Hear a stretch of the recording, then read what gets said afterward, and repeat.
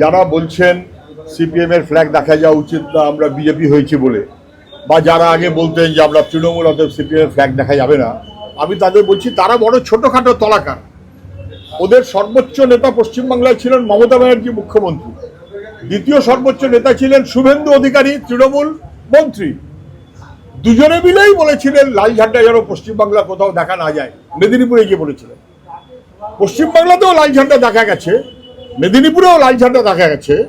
মমতা ব্যানার্জি এখন তারপর থেকে তৃণমূল হয়ে ভালো কালো কিছু একটা হয়েছেন, আর শুভেন্দু অধিকারী এখন তৃণমূল ছেড়ে তৃণমূলের মনোভাব নিয়ে বিজেপির নেতা হয়েছেন।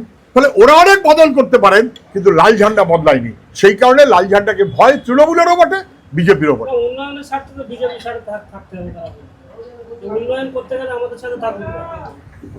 যদি বিজেপি তৃণমূলের স্লোগান নিয়েই পথ চলে, তাহলে মানুষ ভালোভাবে নেবে না।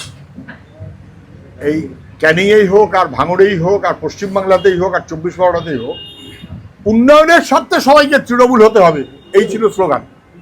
উন্নয়নের স্বার্থে তৃণমূল মানুষ বুঝে গেছে যে মানুষ এবার তৃণমূলকে এমন তাড়ালো যা তৃণমূলকেই খুঁজে পাওয়া যাচ্ছে না। যারা ভোট পেয়েছিলেন তারা পালিয়ে গেছেন, যারা তৃণমূলের এমএলএ ছিলেন বিজেপির বিরুদ্ধে, তারা এখন বিজেপির বকলস পরে ঘুরে বেড়াচ্ছেন। ফলে উন্নয়নের স্বার্থে দল করতে হবে এমনটা না, মানুষের স্বার্থে দল করতে হবে। উন্নয়ন সরকারে যারা থাকবে তাদের করার কাজ না করলে মানুষ তার বিরুদ্ধে রুখে দাঁড়াবে। তৃণমূলের স্লোগানেই যদি বিজেপি চলে, তাহলে বিজেপিও বলবে উন্নয়নের স্বার্থে বিজেপি করতে হবে, মানুষ তা মানবে না। সবাই তো দেখতে পাচ্ছেন বারুইপুরের ঘটনায় যে বাচ্চাটি, সে মুসলমান সমাজের লোক, অভিযুক্ত হিসেবে যাদের নাম এসেছে তারা হিন্দু সমাজের লোক। আমরা এইভাবে কখনো দেখি না। যারা ঘটনা ঘটিয়েছে তারা দুষ্কৃতী, তার জাত যাই হোক, ধর্ম যাই হোক।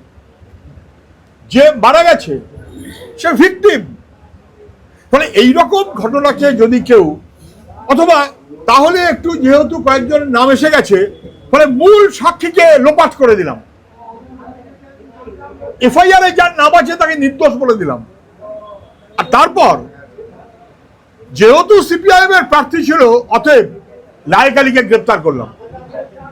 আইনের বিচার হবে, ছাড়বো না। সেদিন দেখেছেন তো বারুইপুরে, দল যার যাই থাকুক, মানে ধর্ম বর্ণ যার যাই থাকুক, জাত যার যাই থাকুক, মানুষ রুখে দাঁড়িয়েছে।